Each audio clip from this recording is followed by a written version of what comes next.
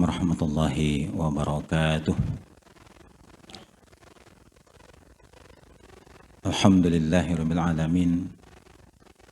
Wassalatu wassalamu ala asyrafil anbiya'i wal mursalin wa ala alihi wa ashabihi ajmain.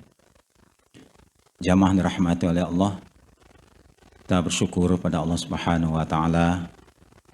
Malam hari ini masih diberikan oleh Allah nikmatus sihah, nikmat kesehatan, wa ni'matul faragh, nikmat adanya keluangan waktu sehingga bisa kita gunakan sejenak berada di majelis ilmu.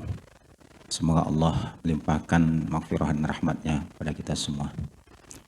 Selawat dan salam sama-sama kita aturkan buat junjungan kita Nabi Muhammad sallallahu alaihi wasallam. Lanjutkan kajian kitab Riyadhus Shalihin, masih bab fil mujahadah, bab berkaitan dengan kesungguhan dalam beribadah pada Allah Subhanahu wa taala. Hadis yang ke-102.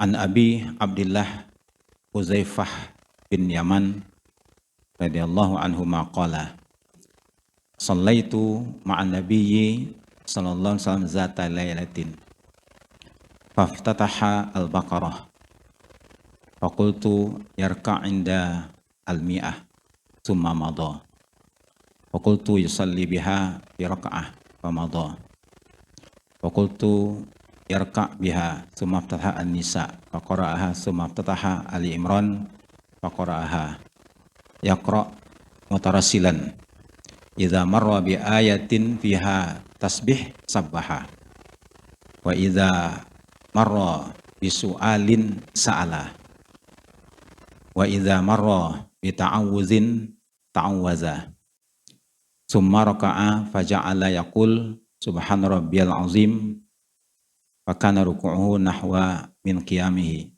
summa qala sami'allahu liman hamidah rabbana lakal hamdu summa qala qiyaman tawilan qariban mimma raka'a summa sajada fa qala subhana rabbil a'la Fakana sujuduhu qariban min qiyamihi, rawahu Muslim. Di dalam hadis ini tergambar bagaimana mujahadahnya Rasulullah dalam beribadah kepada Allah. Contohnya di sini adalah salat tahajud, salat malam, di mana Rasulullah membaca ayat itu ukurannya 100 ayat. Jadi riwayat dari Huzaifah bin Yaman ini, beliau mengatakan, aku sholat bersama dengan Nabi SAW zata lailah, artinya pada satu malam. Ini juga menggambarkan rupanya sahabat juga tidak kuat untuk terus-terusan. Kita sebut dengan zata lailah, satu malam. Faftataha al-Baqarah. Jadi Rasulullah kemudian membaca surah Al-Baqarah. Ya. Lalu faqultu yarka' indal mi'ah. Maka kata Huzaifah ini, beliau itu ruku setelah membaca 100 ayat. Coba berapa halaman surah Al-Baqarah itu 100 ayat. Ya. Summa madha, kemudian berlalu. Faqultu yusalli biha fi rak'atin famadha. Jadi begitu seterusnya. Ya. Sampai kemudian setelah selesai Al-Baqarah, summa iftataha an-nisa. Kemudian beliau membuka salatnya lagi dengan surat An-Nisa. Faqara'aha. Summa iftataha Ali Imran. Faqara'aha. Jadi surat An-Nisa selesai, Ali Imran juga selesai. Yaqra' mutarasilan. Dan Rasulullah itu kalau membaca ayat di dalam salat malam itu membacanya mutarasilan. Mutarasilan itu artinya adalah tidak terburu-buru. Ya, jadi kalau misalnya kira-kira ya, kita mengira-ngira saja sebagaimana bacaan imam ya, mutarasilan. Ya, jadi bacaan murattal. Ya, murattal. Jadi pelan-pelan begitu, mutarasilan. Idza marra bi ayatin fiha tasbih sabbaha. Kalau Rasulullah berjumpa dengan ayat, di situ terdapat memuji Allah, tasbih. Jadi Rasul kemudian membaca subhanallah. Ya, jadi bertasbih Rasulullah. Wa idza marra bisu'alin sa'ala, kalau bertemu dengan ayat situ ada doanya, beliau juga berdoa, meminta kepada Allah. Kalau berjumpa dengan ayat di mana di situ berlindung dari azab, maka beliau pun juga berlindung dari azab. Nah, kemudian ruku'lah beliau itu dan membaca subhana rabbiyal azim, ya. Lalu kemudian membaca sami Allahu liman hamidah, rabbana lakal hamdu. Lalu kemudian beliau qama qiyaman tawilan qariban mimma raka'a. Jadi berdirinya pun qiyaman tawilan, lama juga begitu. Kemudian ruku' lagi. Summa sajadah. Nah, begitulah bagaimana salatnya Rasulullah dalam qiyamul lail. Ya, makanya wajar kalau kaki Rasulullah itu bengkak-bengkak. Ya, kenapa? Karena berdirinya itu lama berdirinya. Ya. Kenapa? Ini menggambarkan Rasulullah itu pernah juga ditanya, kenapa engkau lakukan begini ya Rasulullah? Rasul mengatakan, aku ingin menjadi hamba Allah yang bersyukur. Jadi bentuk syukur Rasulullah itu diungkapkan dalam bentuk sholat. Karena memang di antara ibadah yang dimana Rasul paling senang melakukannya adalah ya sholat. Ya, ju'ilat qurratu aini fi sholah. Jadi dijadikan hatiku menjadi senang itu adalah dengan sholat. Kenapa? Karena sholat itu diibaratkan seperti mi'raj. Ya, mi'raj, naik ke langit berjumpa dengan Allah. Maka disebutlah as-sholatu mi'rajul mu'min. Dan sholat inilah yang pertama kali nanti akan ditanya, kalau sholatnya bagus, maka amalan yang lain juga akan ikut diterima. Ini kemudian riwayat dari Abdullah bin Mas'ud. Nah, ini ceritanya Abdullah bin Mas'ud. Kalau tadi sahabat Uzaifah bin Yaman. Ya, kalau ini sahabat Nabi namanya Abdullah bin Mas'ud. Ya, radhiyallahu anhu qala. Beliau mengatakan, "Shallaitu ma'an nabiyyi sallallahu lailatan." Aku sholat bersama Nabi pada suatu malam. Jadi pada suatu malam rupanya beliau ikut ya sholat bersama dengan Rasulullah SAW. Fa'atalal qiyam. Nah, Rasul itu lama, ya seperti tadi. Beliau tidak sebutkan berapa ratus ayatnya, tapi lama. Ya, gimana soalnya? Lama. Sampai hatta hamamtu bi amri su'in. Sampai aku berpikiran jelek. Ya, tapi berpikiran jelek di sini bukan jelek dalam pengertian yang negatif ya. Tapi jelek di sini maksudnya adalah dia ingin mufarokah. Ya, ini kalau begini ini lebih baik ya berpisah saja nih. Ya. Jadi ada memang boleh kita mufarokah. Misalnya begini, bapak-bapak dan ibu-ibu sholat di bandara misalnya, ya tiba-tiba ada pengumuman, ya pesawat ya dimajukan berangkatnya, bukan di delay. Ya kebanyakan kan di delay ya, delay 1 jam 2 jam. Ini ternyata dimajukan beberapa menit. Sementara kita lagi sholat subuh nih, ya dengan imam. Pas imam ini bacanya Yasin, Yasin mau dibaca, ya sampai jam berapa nanti kelarnya nih, ya akhirnya mufarokah, ya niat. Jadi dia berpisah dan melanjutkan sholatnya itu, kemudian buru-buru berangkat untuk naik pesawat, misalnya begitu, namanya mufarokah. Nah ini pun hampir terjadi, tapi nggak jadi gitu, hampir terjadi. Makanya disebutnya oleh Abdullah bin Mas'ud hamamtu ya bi amri su'in. Ya. Qila wa ma hamamta bih. Lalu ada yang bertanya kepada beliau, wa ma hamamta bih? Qala hamamtu an ajlis wa ada'ahu. Aku akan duduk dan meninggalkannya. Maksudnya dia selesaikan aja sholatnya sendiri gitu. Ya, biarlah Rasulullah melanjutkan lagi sholat berikutnya. Ya, muttafaqun alaih. Nah, begini sholat Rasulullah. Ada juga satu pelajaran yang bisa kita ambil di sini. Artinya ketika kita membaca Al-Quran, ya, apakah dalam sholat atau dalam keadaan tidak sholat, lalu kita berjumpa dengan ayat yang membicarakan tentang kenikmatan surga misalnya. Nah, kita boleh sejenak ya tidak melanjutkan, tapi kita berdoa, ya Allahumma inni as'alukal jannah.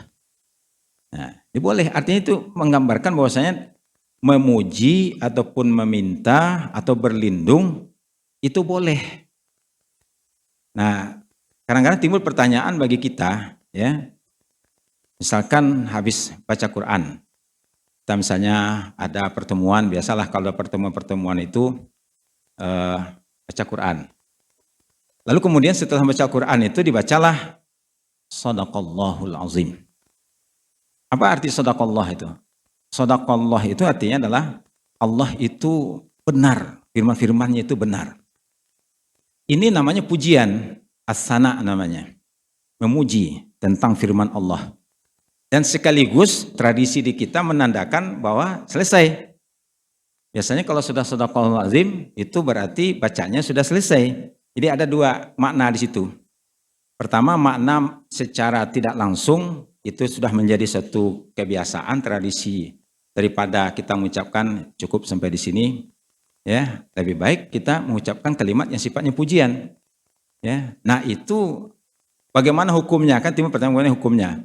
Para ulama, ya pernah juga ditanyakan ulama di Mesir tentang hal itu, ulama Al-Azhar, alasan mereka begini, karena tidak ada perintah dan tidak ada juga larangan. Nah gitu kan, tidak ada juga perintah mengucapkan Shadaqallahul Azim, juga tidak ada larangan mengucapkan Shadaqallahul Azim. Maka secara hukum itu boleh saja. Jadi tidak sampai kepada haram, karena sekarang ada juga yang mengatakan bid'ah haram, nah gitu kan. Jadi membaca Shadaqallahul Azim itu tidak bid'ah, ya, tidak haram. Jadi secara hukum boleh. Alasannya dari mana alasannya? Pertama, Rasulullah mengomentari setiap ayat itu, berarti boleh dong kita komentar. Ya, kita mengatakan ini benar nih firman Allah. Ya. Nah, jadi itu hukumnya boleh, juga tidak katakan wajib. Kalau wajib salah juga kita mengatakan mana perintahnya. Kalau dikatakan haram, mana larangannya. Nah, itu. Jadi hukum Islam itu kalau dalam perkara-perkara yang tidak dijelaskan secara rinci, secara jelas, maka kita mengukurnya apakah ada perintah dan apakah ada larangan. Ya, kalau misalnya kita ngaji, minum misalnya, ada nggak perintah? Ya, atau ada nggak larangan? Nggak ada, berarti boleh. Ya, saya minum karena hukumnya boleh. Ya, tidak sunnah juga, kecuali kalau batuk itu bisa sunnah karena menyempurnakan yang sunnah. Baik, jadi itu hadis tentang bagaimana Rasulullah kesungguhannya dalam beribadah kepada Allah Subhanahu Wa Taala yang terkadang tidak sanggup diikuti oleh para sahabat. Ya, sahabat-sahabat Nabi pengen juga ikut sebetulnya, gimana sih sholat Rasulullah itu di waktu malam? Nggak bisa, nggak sanggup. Ya. Bahkan kita kalau sholat tarawih itu sholatnya 23, selesai dalam 7 menit, ya. Ada yang 7 menit, 10 menit gitu. Nah, buru-buru. Ya, sementara dalam sholat itu harus kita lakukan dengan khusyuk. Kemudian hadis yang berikutnya, hadis yang ke-104, an Anas radhiyallahu anhu an Rasulillah sallallahu alaihi wasallam qala yatsba'ul mayyita salasun. Ya, di sini disebut salah satun, ya. Dalam salah satun bisa juga ya 3 perkara. Yatsba'ul mayyita salasah. 3 yang mengiringkan mayat. Yang pertama adalah ahluhu, keluarganya. Wa maluhu, hartanya. Wa amaluhu, dan amalnya. Fayarji asnani wa yabqa wahid. Yang kedua kembali. Yang satu tinggal. Nah, yang kembali itu siapa yang kembali? Tidak mengikuti mayit sampai ke alam kubur itu. Yang pertama adalah keluarganya, nggak ada satupun, ya. Misalkan seorang suami meninggal, lalu kata istrinya, mama juga ikut berkubur di kuburan bapakmu, ya. Nggak ada, ya. Atau seorang istri meninggal, si suaminya pengen dikubur juga di situ, nggak ada, ya. Jadi kembali lagi ke tempat masing-masing, pulang. Harta juga begitu, ya, dihantar misalnya oleh mobil pribadinya, ya, kembali lagi ke garasi. Ya, itu namanya adalah fayarji asnani wa yabqa wahid. Yang tinggal itu apa? Amal. Nah, ini sebetulnya menggambarkan bagaimana kita ini berusaha untuk memperbanyak amal. Karena di sini babnya itu adalah bab mujahadah. Karena amal inilah yang dapat menyelamatkan kita. Ya, ketika kita meninggal, amalan kita masing-masing. Ya, kalaupun toh ada amalan orang yang yang hidup, itu mendoakan. Ya, tapi kalau amal kita sendiri nih, amal kita sendiri, kalau amal yang masuk ke kuburan itu adalah amal yang kita lakukan. Tapi ada amalan yang kita tinggalkan tapi sampai juga nanti ya kepada orang meninggal. Nah, itu disebutkan salah satunya misalnya kalau punya anak yang soleh, ya, maka keberadaan yang soleh itu memberikan pahala kepada orang tuanya yang sudah meninggal. Ketika anak soleh ini namanya soleh kan tentu banyak beramal. Kemudian yang kedua, sodakoh jariah. Ya, misalkan bapak-bapak dan ibu-ibu misalnya bersodakoh untuk masjid misalnya, ya, atau pondok pesantren, ya, atau jalan raya, ya. Lalu kemudian kita meninggal, sementara pengaruh daripada yang kita tinggalkan itu, sodakoh itu bermanfaat bagi orang yang hidup. Nah, itu bermanfaat. Atau secara nggak langsung misalnya kita niat, misalkan habis makan alpukat, ada bijinya, kita tanam pinggir jalan. Yang mudah-mudahan tumbuh ya. Kita niatkan kalau berbuah nanti biar diambil orang. Sodakoh. Ternyata tumbuh. Dan buahnya lebat lagi. Ya. Satu pohon itu bisa sampai 1000 buahnya. Nah, dimakan oleh orang. Orang tidak makan, burung yang makan. Ya. Nah, itu juga dapat pahala. Itu namanya sedekah jariah.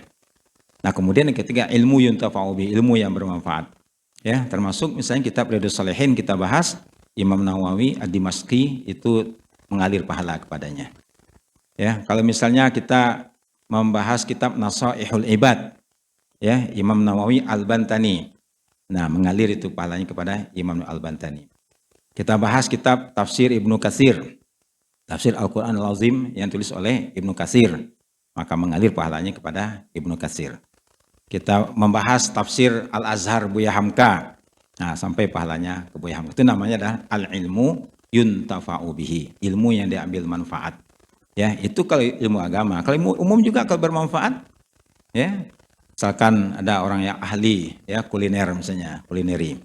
Ya, catat resep-resep yang enak-enak buat bagaimana membuat ketoprak yang enak, ya, lebih enak dari ketoprak Jafar misalnya.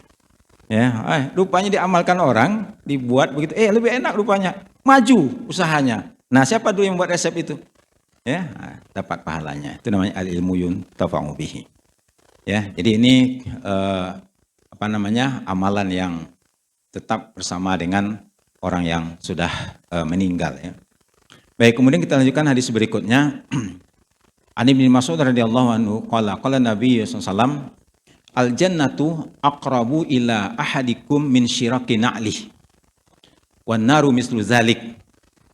Jadi surga itu ya lebih dekat ya dari salah seorang kamu itu dari syiraki na'lih, ya, sendal kita itu kan berpasangan tuh kan dekat ya, antara satu dengannya kan tidak jauh-jauh, namanya pasangan sendal. Seberapa lah, 1 jengkal lebih itu. Nah, surga lebih dekat dari itu. Kemudian neraka juga begitu. Ini menggambarkan betapa dekatnya surga dan neraka itu, menggambarkan ya kita harus ya berhati-hati jangan sampai masuk neraka, atau kita harus berusaha untuk masuk surga. Karena begitu dekat.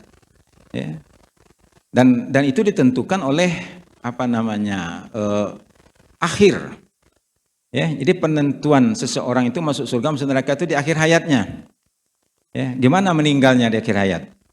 Makanya Nabi berdoanya kan begitu. Allahumma ja'al khairu umri akhirahu. Ya, wa khairu amali khawatimahu. Wa khairu ayyami yauma alqaka. Ya Allah, jadikanlah umurku yang terbaik itu di akhir. Jadi begitu kita meninggal itu meninggal dalam keadaan beribadah kepada Allah. Karena seorang itu biasa, ini umum ya. Orang itu meninggal apa yang menjadi kebiasaannya. Ya. Kalau kebiasaannya misalnya main badminton, ya siap-siap saja saat meninggalnya di di lapangan badminton. Ya, kalau hobinya golf, ya siap-siap saja. Ya kalau udah tahu begitu nggak apa-apa, berzikir-zikir aja. Kalau sudah main golf berzikir aja. Ya, walaupun meninggal ya meninggal keadaan berzikir, walaupun di lapangan golf. Ya, apalagi kalau yang suka berenang. Ya, suka berenang ya siap-siap saja kalau meninggalnya nanti di di kolam di sungai itu dan lain-lain. Ya. Begitu juga orang yang suka baca Quran, selalu dia habis habis sholat ngaji. Ada diviralkan orang itu seorang muazzin ya di salah satu masjid kayaknya di Timur Tengah, karena wajahnya itu wajah orang Timur Tengah. Jadi biasa azan asar, kok nggak azan gitu. Padahal dia duduk sambil kelihatan seperti ngaji. Karena dia memang biasanya habis zuhur itu dia menunggu waktu asar baca Quran. Ya, kalau kita misalnya dari zuhur ke asar itu kan lebih kurang 3 jam. 3 jam itu kalau baca dengan murattal ya bisalah 3 atau 4 juz. Ya, nah rupanya bapak ini suka baca Quran. Ya, meninggalnya gitu. Ya, begitu dilihat orang kok nggak azan juga asar. Pas dicek sudah nggak ada. Ada juga di majelis pengajian. Ya, bapak-bapak itu ya. Namanya Ami Abdad ya, mungkin Abdad nama ininya gitu ya. Nah, habis bertanya lagi subuh-subuh itu lagi. Ya, katanya kepada Ustaz kita juga yang suka khutbah di sini, Ustaz Muhyiddin Junaidi. Ya, habis bertanya gitu tentang bisa nggak kita berjumpa dengan Rasulullah? Oh bisa kata Ustaz. Asalkan mencintai Rasul. Meninggal ya setelah itu. Ya, jadi begitu dekatnya sebetulnya. Makanya kenapa kita harus mempersiapkannya itu setiap saat. Ya, wal tanzur nafsum ma qaddamat lighad. Ghadan, ya ghadan itu kan artinya kan esok pagi. Ya, menggambarkan begitu dekatnya kematian itu. Nah, surga neraka begitu maksudnya. Karena kalau sudah meninggal kan pilihannya kan salah satu aja, antara surga atau neraka. Nah, kemudian ada lagi cerita seorang sahabat namanya Rabi'ah bin Ka'ab al-Aslami. Walaupun pakai ta marbutah ini laki-laki. Ya, cuma kita kan Rabi'ah kita sering namanya perempuan gitu kan. Sama dengan Huzaimah. Huzaimah itu laki-laki. Ya. Huzaifah laki-laki. Fatimah perempuan. Ada juga yang tidak pakai ta marbutah, Zainab. Nah, perempuan. Tapi jarang kita nama Zainab laki-laki ya. Pak Zainab, siapa namanya? Pak Zainab nggak ada. Ya, namanya Ibu Zainab. Ya, tapi kalau Rabi'ah ya, ada yang laki-laki, ada yang perempuan. Dari mana kita tahu bahwa di sini namanya ini adalah laki-laki? Bin. Tapi kalau misalnya di sini ditulis Rabi'ah binti, nah itu baru dia perempuan itu berarti. Ini adalah laki-laki, sahabat Nabi, dia termasuk ahlus suffah. Jadi di zaman Rasul itu sahabat-sahabat yang banyak beribadah di masjid, kerjanya berzikir, berdoa di masjid, itu disebut dengan ahlus suffah. Kita nggak tahu apakah dari sini istilah ahli sufi itu, ada yang mengatakan dari sini istilah ahli sufi, tasawuf. Ada juga suf, dari kata suf. Suf itu artinya pakaian sederhana dari dari bulu domba. Ya, suf namanya. Ya, makanya pola kehidupan orang-orang tasawuf itu sederhana. Ya, tidak menggambarkan kemewahan. Nah, jadi Rabi'ah bin Ka'ab al-Aslami ini itu khadim Rasulullah SAW. Dia orang yang berkhidmat. Ya, berkhidmat untuk apa? Mengurus urusan Rasulullah SAW. Ya, apa yang diurusnya? Wudunya disiapkan. Karena kalau dulu itu kan air kan diambil dari sumur gitu. Kalau kita sekarang enak, ya, balik ke masjid tinggal putar keran keluar air. Ya, kalau dulu enggak, diambil dari sumur, ya, digali dalam-dalam. Kalau sekarang dengan teknologi, ya luar biasa. Di Arab juga sekarang luar biasa, tidak pernah kekurangan air. Jadi Rabi'ah bin Ka'ab al-Aslami ini telah berkhidmat pada Rasulullah SAW. Lalu beliau mengatakan kuntu abitu ma'a Rasulullah SAW fa'atihi biwudu'ihi wa hajatihi. Jadi suatu saat Rasulullah ini ingin mengungkapkan rasa terima kasihnya. Ya, terima kasihnya. Lalu dia katakan kepada Rabi'ah bin Ka'ab al-Aslami ini, salni, mintalah, kamu mau apa gitu. Ya, mintalah, salni. Ya, itu kata Rasulullah. Abu lama dia berpikir apalah yang harus diminta nih kepada Rasulullah. Ya, lalu kemudian aku katakan, as'aluka murafaqataka fil jannah. Aku ingin bersama dengan engkau di surga. Nah, itu aja permintaannya. Jadi dia kalau seandainya satu dia minta misalnya, ya Rasulullah, saya ingin 1 karung dinar. Ya, misalnya gitu. Kalau dia mintanya 1 karung dinar gitu, uang emas, langsung itu dikabulkan oleh Rasulullah. Dan doanya makbul. Bukit Uhud itu aja bisa jadi emas kalau beliau meminta. Ya. Nah, tapi enggak diminta begitu. Ya. As'aluka murafaqataka fil jannah. Ya. aku ingin menemani engkau nanti di surga. Ya, karena begitu cintanya sahabat kepada Rasulullah. Karena memang diabadikan dalam Al-Quran. Ya Muhammad Rasulullah walladzina ma'ahu asyidda'un kufaru ruhama'u bainahum. Jadi Muhammad dan Rasul dan para sahabatnya itu ruhama, ya, antara mereka, apalagi kepada Rasulullah SAW. Lalu Nabi mengatakan, au ghairu dzalik, ada nggak yang lain? Nah, gitu kan? Ada nggak yang lain? Ya. Jadi kata Rabi'ah bin Al-Salami ini, ya, qultu huwa zaka. Itu aja ya Rasulullah. Jadi nggak ada lagi permintaannya lain, ingin bersama dengan Rasulullah. Begitu cintanya, ya, sahabat kepada Rasulullah, dia layani Rasulullah. Apa yang dibutuhkan Rasulullah, ya, dilayani oleh mereka. Nah, kemudian kata beliau, kata Rasulullah, fa'inni ala nafsik bikasratis sujud. Ya, tolonglah aku, ya, dengan dirimu, dengan banyak sujud. Artinya banyak engkau sholat sunnah. Ya, jadi kalau kita ingin bersama dengan Rasulullah SAW, perbanyaklah ibadah-ibadah sunnah. Nah, ini menggambarkan tentang mujahadah, ya, kesungguhan dalam beribadah kepada Allah Subhanahu Wa Taala. Kemudian juga ada riwayat dari Abdullah, disebut juga namanya Abu Abdurrahman Sauban Maula Rasulullah SAW. Qala sami'tu Rasulullah SAW yaqul alaika bikasratis sujud fa innaka lan tasjuda lillahi sajdatan illa rafa'aka Allahu biha darajatan wa hatta anka biha khati'atan. Jadi kalau sujud di sini kan maknanya kan sholat, ya. Jadi ketika kita sholat dan kita akan sujud, salah satu di antara amalan sholat adalah sujud, ya. Setiap orang itu sujud, kata Nabi, ya, diangkat derajatnya oleh Allah, satu derajat. Dan kemudian wa hatta anka biha khati'atan, dihapuskan, ya, satu kesalahan engkau. Nah, makanya disebut dengan sholat itu adalah mukaffiratul dzunub. Itu adalah untuk menghapus dosa. Jadi kalau kita merasa banyak dosa, perbanyak sholat sunnah. Ya. Kalau paling ini minimal sebetulnya, ya, yang 10 rakaat itu atau 12 rakaat itu kalau bukan suatu hal yang berat begitu. Ya, itu pun kalau bisa kita jaga selama hidup kita, 10 rakaat sajalah misalnya, itu sudah jaminan itu terhindar dari azab neraka. Ya, 2 rakaat sebelum subuh misalnya. Tapi rutin. Kenapa? Karena ahabul amal ilallah adwamuha wa in qalla. Ya, amal ibadah yang paling dicintai oleh Allah adalah amal ibadah yang dilakukan secara terus-terusan. Walaupun sedikit. Ya, walaupun sedikit. Tapi terus misalnya. Jadi setiap subuh itu kita upayakan sholat 2 rakaat. Ya, namanya sholat sunat fajar. Itu pun 2 rakaat itu saja kata Nabi, khairum minad dunya wa ma fiha, melebihi isi dunia. Bayangkan, 2 rakaat qabliyah subuh itu. Kalau nanti dibalas oleh Allah nanti di akhirat dengan surganya, baru ketahuan di situ. Wah, ternyata ya, tidak ada apa-apanya dunia ini. Karena gambaran kenikmatan surga itu digambarkan oleh Rasulullah itu seperti orang, ya, memasukkan jarinya, masukkan jari ke laut Atlantik, ya.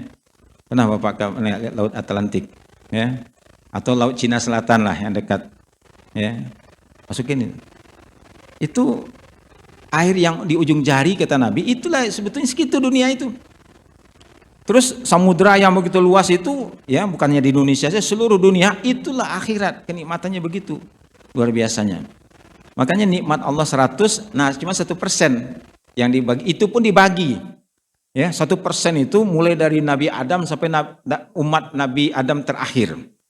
Ya, berapa banyaknya itu? Termasuk binatang-binatang, ya, yang menikmati yang 1% itu. Yang 99% itu siapa? Hanya untuk orang beriman saja. Itu pun di surga. Ya, bayangkan luar biasa. Jadi kalau ada orientasi orang hanya dunia saja, rugi. Itu disebut dengan wal asri innal insana lafi khusrin. Dengan berlalunya waktu ini banyak orang yang nanti menjadi orang yang merugi. Kenapa? Karena waktu tidak diisi dengan yang tadi sebutkan setelahnya itu, ayat itu. Yang tidak merugi adalah orang yang beriman. Ya, kalau orang kafir udah jelas merugi. Orang beriman. Tapi orang beriman itu pun ada juga yang disebut orang yang merugi. Ya, maka ada ayat beruntunglah orang-orang beriman. Nah, lalu disebutkan diantaranya apa? Alladzina hum fi sholatihim khashi'un. Itu orang yang sholatnya khusyuk. Ya. Walladzina hum li furujihim hafizun, menjaga, ya, atau melaksanakan membayarkan zakat, ya, walazina hum lizakati fa'ilun. Ayat disebutkan surah Al-Mu'minun tentang kriteria orang mukmin yang beruntung. Nah, jadi orang yang sujud, maksudnya sholat, ya kita upayakan ya. Jadi 2 rakaat sebelum subuh, namanya 2 rakaat fajar. Kemudian 2 rakaat sebelum zuhur, 2 rakaat setelah zuhur. Nah, itu udah 6 ya. Kemudian 2 rakaat sebelum asar, 8. 2 rakaat setelah maghrib. Nah, udah apa tuh? Udah 10. Itu aja terus rutin. Sebelum maghrib boleh nggak sholat? Boleh. Sebelum isya boleh nggak sholat? Boleh. Ya. Jadi cuma Rasul mengatakan begini, wa insya'a, siapa yang mau? Siapa yang mau? Ya kalau mau ya nggak apa-apa. Kalau nggak mau juga nggak apa-apa. Ya. Nah, tapi kalau yang ada, makanya para ulama kemudian kalau begitu sunnah itu ada 2 macam. Ya. Apa tuh? Pertama sunnah biasa, yang kedua ada sunnah yang diberi stressing, namanya sunnah muakkad. Sunnah tapi muakkad. Ya, nah, artinya diberikan penekanan oleh Rasulullah SAW, yang jangan sampai ditinggalkan begitu. Nah, ini adalah merangka kita bermujahadah pada Allah Subhanahu Wa Taala. Nah, kemudian dari Abu Sofwan Abdullah bin Yusri al-Aslami radhiyallahu an, qala Rasulullah SAW, khairun nas, ya, orang yang terbaik, kata Rasulullah. Ya, orang yang terbaik. Siapa orang terbaik itu? Man tala umruhu, orang yang panjang umurnya. Berapa yang disebut dengan panjang umur itu? Ya, kalau sudah 60 tahun itu dianggap sudah panjang. Kalau 40 tahun, ya, itu orang sudah 40 tahun itu sepatutnya bersyukur pada Allah. Makanya kan dalam Quran itu orang umur sudah 40 tahun membaca doa Rabbi auzi'ni an ashkura ni'mataka allati an'amta 'alayya wa 'ala walidayya wa an a'mala shalihan tardah wa aslih li fi dzurriyyati. Ya, ini tubtu ilaika wa inni minal muslimin. Ya, itu kalau 40 tahun. Tapi kalau umur kita sudah 50 tahun, 60 tahun. Nah, itu bersyukur betul itu. Ya, kenapa? Orang yang terbaik kata Nabi khairun nas man tala umruhu wa hasuna amaluhum. Ya, jadi di sini digunakan ada huruf ataf namanya. Kalau huruf ataf itu artinya adalah dia menjadi satu kesatuan. Jadi tidak putus di situ. Ya, jadi khairun nas man tala umruhu bukan situ saja. Tapi ada kelanjutannya. Apa kelanjutannya? Wa hasuna amaluhu. Amal perbuatannya yang baik-baik saja. Ya, jadi tidak lagi melakukan perbuatan buruk. Ya, makanya di antara ya amal perbuatan yang buruk ya, yang dimana Allah tidak akan memandang orang tersebut nanti dari akhirat adalah asy-syaikhuz zani. Ya, asy-syaikh. Syekh itu ya umur, ya kalau sekarang mungkin disebut asy-syaikh itu karena ada batasan di negeri kita ya, orang pergi haji itu tidak boleh lebih dari 65 tahun. Jadi kalau sudah 65 tahun ya itu sudah syekh barangkali. Ya, tapi kalau masih di bawah itu masih anak muda. Ya, masih kuat begitu. Ya, dikira-kira begitulah, tidak dijelaskan ya. Karena umat Nabi Muhammad ini kan baina sittina wa sab'in. Ya, rata-rata umur Nabi Muhammad itu berkisar antara 60 sampai 70 tahun. Jadi kalau sudah umur kita 60 tahun, nah itu persiapkan. Ya, berarti perjalanan kita tinggal berapa persen lagi? Kalau adalah 100% mungkin tinggal 5% lagi. Ya, jadi jangan sampai misalnya di penghujung itu justru su'ul khotimah. Kita berharapnya adalah husnul khotimah. Baik. Kemudian hadis yang berikutnya ini mungkin kita ambil yang terakhir ya. Ya, yang akhir ini berkaitan dengan apa namanya? Yang cukup panjang ya. Jadi di hadis yang ke-111 ya. Karena di sini banyak poin-poin pentingnya. An Sa'id bin Abdul Aziz an Rabi'ah bin Yazid an Abi Idris al-Khawlani an Habizar Jundub bin Junadah radhiyallahu anhu anin nabiyyi sallallahu alaihi wasallam fima yarwi anillahi tabaraka wa ta'ala annahu qala. Jadi kalau ada kalimat fima yarwihi anillahi tabaraka wa ta'ala, itu namanya adalah hadis qudsi. Ya, hadis qudsi. Nah, lalu kemudian apa hadis qudsi ini? Allah memanggil hamba-hambanya. Ya ibadi, wahai hamba-hambaku. Inni haramtu zulma ala nafsi. Sesungguhnya aku telah haramkan ya melakukan kezaliman atas diriku. Artinya Allah tidak akan pernah menzalimi hambanya. Innallaha laysa bizallamin lil abid. Maka kita tidak boleh berburuk sangka kepada Allah. Misalnya kita sudah sholat, sudah puasa, ya, dompet hilang misalnya. Nah itu jangan sampai, ya Allah saya sudah sholat kok bisa juga hilang dompet saya. Itu nggak boleh. Ya, jadi apapun yang terjadi dalam hidup ini, Allah tidak akan pernah menzalimi hambanya. Ya. Nah, jadi itu namanya adalah inni haramtu zulma ala nafsi wa ja'altuhu bainakum muharraman fala tazalamu, maka aku jadikan antara kamu pun diharamkan, maka janganlah saling menzalimi. Ya, yang saling menzalimi. Kenapa? Dalam hadis yang lain dijelaskan bahwasanya al muslim alal muslim haram. Ya, ada yang diharamkan antara sesama muslim, tidak boleh dilakukan. Ya, yang pertama apa? Yang diharamkan itu damuhu, ya, darahnya, ya, maluhu, hartanya, irduhu, ya, martabatnya atau harga dirinya. Ya, jadi seseorang muslim dengan muslim itu tidak boleh, maksud damuhu itu melukainya, melukai secara fisik, memukulkah, menendangkah, ya, haram hukumnya, ya, nggak boleh. Ya. Kemudian yang kedua apa? Hartanya. Walaupun dia ada teman kita, wah ini kan teman saya, ini ketinggalan HP-nya kan, ya alhamdulillah biar saya selamatkanlah HP-nya. Tapi tidak dikembalikan ke orang yang punya gitu. Kenapa kamu ambil? Ini kan punya kawan saya. Ya, nah ini walaupun teman juga, ya, nah itu kalau soal harta itu ada hak namanya hak kepemilikan pribadi.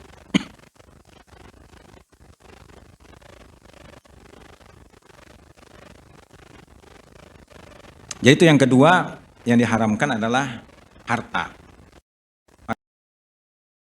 Kulu amwalakum bainakum bil batil. Jangan kamu makan harta saudaramu dengan secara batil. Contohnya apa? Dengan menipu, ya, atau melakukan kezaliman, ya, itu namanya adalah mengambil harta secara batil. Nah, kemudian yang ketiga apa? Irduhu. Ya, nggak boleh kita mencemarkan nama baiknya. Ya, walaupun kita tahu kawan kita ini ada aibnya, nggak boleh kita sebarluaskan. Apalagi sekarang, kalau misalnya kita menyampaikan aib seseorang kepada seseorang, hanya satu orang, ya, kalaupun ada dosanya, paling dosanya seukuran satu orang. Tapi kalau aib itu kita sebarluaskan di media sosial, berapa orang yang tahu? 10 juta orang, ya, 10 juta atau mungkin lebih dari itu, ya, yang mengetahui aib si fulan ini. Gara-gara kita expose, ya, nah, bayangkan nanti beratnya pertanggungjawab nanti di hari akhirat, ya. Nah begitu juga kalau harta yang diambil itu adalah harta orang banyak, ya berat juga, ya, berat juga. Kalau harta yang diambil itu secara zalim adalah harta masyarakat, ya, nah, itu berat juga. Makanya di sini diingatkan oleh Allah melalui hadis qudsinya, ya. Jadi Allah mengatakan, ya. Ya ibadi inni haramtu zulma ala nafsi wa ja'altu bainakum muharraman fala tazalamu. Janganlah kalian saling menzalimin. Kemudian ya ibadi kullukum dhalun illa man hadaitu. Wahai hambaku, setiap kamu itu sesat, ya, kecuali orang yang aku beri hidayah. Jadi hidayah Allah itu adalah pemberian dari Allah. Ada di situ iradahnya Allah. Faman yuridillahu ayyahdiyahu yashrah sadrahu lil Islam. Ya. Barang siapa yang Allah kehendaki dilapangkan dadanya menerima ajaran Islam. Kalau Allah ingin mendapatkan hidayah, maka disitulah perlu kita bersyukur sekali kepada Allah. Allah membukakan pintu hati kita, mau bersyahadat mengakui Allah sebagai Tuhan kita dan Muhammad sebagai Rasulnya. Karena ternyata tidak semua. Dari sekarang taruhlah berapa penduduk dunia? Ada 5 atau 10 miliar. Ya. 6 lah, dengar-dengar ada yang mengatakan 6 miliar. Ya, hanya berapa miliar yang beriman kepada Allah? Ya, hanya 1 miliar, 1/5. Ya, 4/5 lagi kemana? Ya, tidak beriman kepada Allah. Ya, yang 1/5 itu pun juga, ya, apa namanya, kuat rendahnya beragam. Ya, karena umat Nabi Muhammad itu kan ada 3 kriterianya. Ya, pertama ada yang zalimul li nafsih, yang kedua muqtasid, yang ketiga sabiqum bil khairat. Yang zalimul li nafsi itu apa? Banyak dosanya ketimbang kebaikannya. Itu namanya zalimul li nafsi. Yang kedua 50-50. Ya. Ya. Salat iya juga gitu. Ya, tapi kadang-kadang nipu orang iya juga. Ya, itu 50-50 itu, ya. Ya, itu STMJ kata orang itu kan, ya. Ya, nah, itu kriteria umat Nabi Muhammad. Tapi ada yang ketiga, sabiqum bil khairat biiznillah. Ya, di situ ada izin Allah. Jadi kalau kita misalnya sekarang ini tergerak hati untuk ya ke masjid ya As-Sofia, duduk sejenak menunggu waktu Isya, itu qadarullah di situ. Ya. Maka kita bersyukur karena tidak semua ada sih keperluan-keperluan yang lain. Nah, kita coba anukan dulu keperluan itu. Kita tahan sebentar. Kan tidak lama, cuman 1 jam lebih kurang. Ya, nah jadi itu hidayah dari Allah, makanya nggak semua dikasih, maka kita bersyukur. Jadi setiap kita melaksanakan ibadah, maka kita bersyukur pada Allah Subhanahu Wa Taala. Jadi kenapa? Karena itu ada hidayah, maka dikatakan kullukum dhalun illa man hadaitu. Semua kamu itu sesat kecuali yang aku beri hidayah. Oleh karena itu fastahduni ahdikum. Jadi mintalah hidayah itu kepada aku kasih. Nah, makanya kita setiap sholat itu kan minta ihdinas siratal mustaqim, ihdinas siratal mustaqim. Kalau kita memintanya itu sungguh-sungguh, yakinlah dikabulkan oleh Allah. Karena Allah katakan ahdikum. Ya. Tapi kadang-kadang kan godaan setan. Kita kadang-kadang khusyuknya itu hanya ketika takbir aja. Begitu sudah yang berikutnya udah lupa. Maksudnya dibawa oleh perasaan kita kemana-mana gitu. Tahu sudah selesai aja. Itu untung juga berjamaah. Ya, kalau sholat sendirian udah tadi berapa? 2 atau 3 macam-macam begitu. Ya, nah jadi memang makanya sholat khusyuk itu memang harus mujahadah juga begitu. Nah, kemudian ya ibadi kullukum ja'iun illa man at'amtuhu fastat'imuni ya ut'imukum. Kamu itu kan lapar kata Allah. Ya kita kan terasa lapar juga gitu kan. Maka mintalah makanan kepadaku, aku kasih. Jadi makanan yang kita makan itu sebetulnya itu pemberian dari Allah. Kalau Allah tidak berkenan memberi, bisa saja mudah bagi Allah.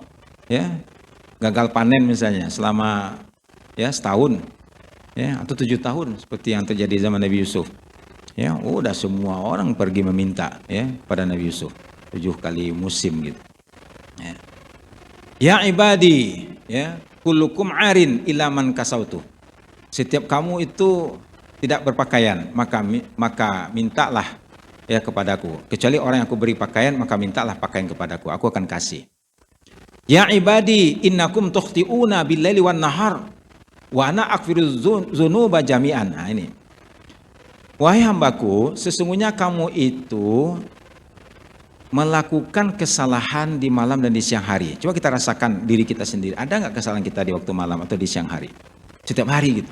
Kita evaluasi diri. Nah, Allah itu tahu bahwasanya manusia itu lemah, ya, mudah melakukan dosa dan kesalahan. Tapi Allah katakan, ana aghfiru dzunub jami'an. Aku ini Maha Pengampun dosa semuanya. Ya. Jadi kalau kita bersalah, berdosa, jangan berputus asa daripada ampunan Allah. Maka minta kepada Allah, fastaghfiruni aghfir lakum. Maka di situ ada perintah, ya ayyuhalladzina amanu tubu ilallahi taubatan nasuha. Ya. Atau wasari'u ila maghfiratin mir rabbikum. Bersegera meminta ampun kepada Allah. Kenapa? Karena kesalahan-kesalahan di dalam diri kita itu ada sumbernya. Ya, sumber kesalahan pertama di hati. Kita kadang-kadang melihat orang begitu kan ada namanya su'udzon, sudah berburuk sangka. Ya.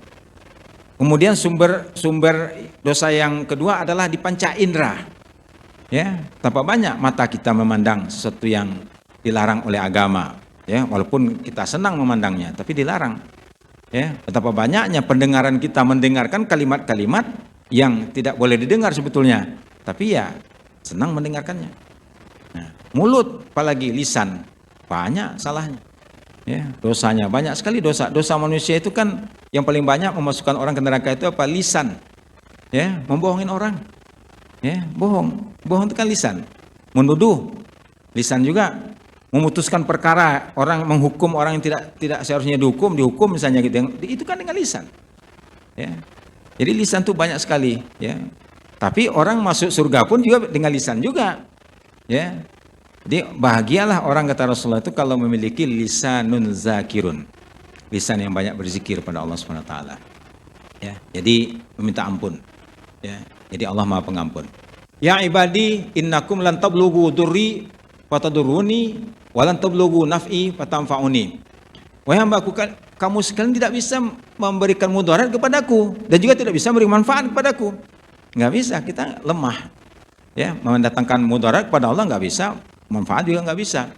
Ya ibadi, law anna awwalakum wa akhirakum wa insakum wa jinnakum kanu ala atqa qalbi rajulin wahidin minkum mazada zalika fi mulki syai'an.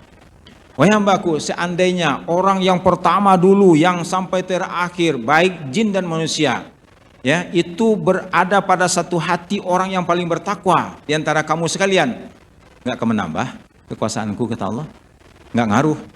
Ya, ya ibadi, law anna awwalakum wa akhirakum wa insakum wa jinnakum kanu ala afjari qalbi rajulin wahidin minkum mana qasa zalika min mulki syai'an. Begitu juga kalau ada orang dulu sampai sekarang, baik laki-laki, wanita, jin, dan kemudian manusia, ya, itu berada di hati seorang yang paling jahat di antara kalian, juga nggak ngaruh terhadap kekuasaanku. Ya, nggak ngaruh sama sekali. Jadi artinya apa? Kalau kita melakukan kebaikan, kembali kepada diri kita sendiri. Kalau melakukan kejahatan, juga kembali kepada diri kita sendiri. Nah, itu disebut dengan laha makasabat wa alaiha maktasabat. Dia orang berbuat baik kembali kepada dirinya, berjahat juga kembali kepada dirinya. Tidak akan mengurangi kemahakuasaan Allah. Ya ibadi, law anna awwalakum wa akhirakum wa insakum wa jinnakum qamu fi sa'idin wahidin fasa'aluni fa'ataitu kulla insanin mas'alatahu ma naqasa zalika mimma indi illa kama yanqusu al-mikhyatu idza udkhilal bahra. Nah ini. Seandainya, ya, wahai hamba-hambaku, seandainya orang yang paling pertama, paling terakhir, berapa jumlahnya itu? Dari orang pertama Nabi Adam sampai nanti yang akan mati di akhir zaman, ya, jin dan manusia, mereka berdiri di suatu tempat meminta kepada, jadi semuanya minta kepada Allah, mulai dari orang pertama sampai terakhir meminta kepada Allah dan dikasih oleh Allah, ya, dikasih oleh Allah begitu. Itu tidak mengurangi, ya, mengurangi apa namanya apa yang ada pada diriku, ya. Diibaratkan, ini ibaratkan aja, seperti kalaupun toh ada mengurangi sedikit aja, seperti jarum. Jarum masukkan ke lautan. Begitu itulah. Ya, nggak ngaruh kan jarum masukin ke lautan. Tidak mengurangi, ya, apa yang ada pada diri Allah. Nah, innama hiya amalukum uhsiha lakum. Ya, tapi amalan kamulah yang aku uhsiha lakum. Summa ufikum iyaha. Waman wajada khairan falyahmadillah waman wajada ghaira dzalik fala yalumunna illa nafsah. Jadi kalau yang akan diperhatikan oleh Allah, yang akan dinilai adalah amal baik kita. Jadi kalau kita melakukan kebaikan, maka tidak ada yang tidak akan dihargai oleh Allah Subhanahu wa taala. Oleh karena itu sekecil apapun mari kita berbuat baik, ya, dan sekecil apapun jangan kita melakukan dosa, ya, sehingga mudah-mudahan kita menjadi hamba Allah yang selamat dunia dan selamat di akhirat. Demikian kajian kita pada malam hari ini. Kita akhiri dengan doa kifarat majelis. Subhanakallahumma rabbana bihamdika asyhadu an la ilaha illa anta astaghfiruka wa atubu ilaik. Assalamualaikum warahmatullahi wabarakatuh.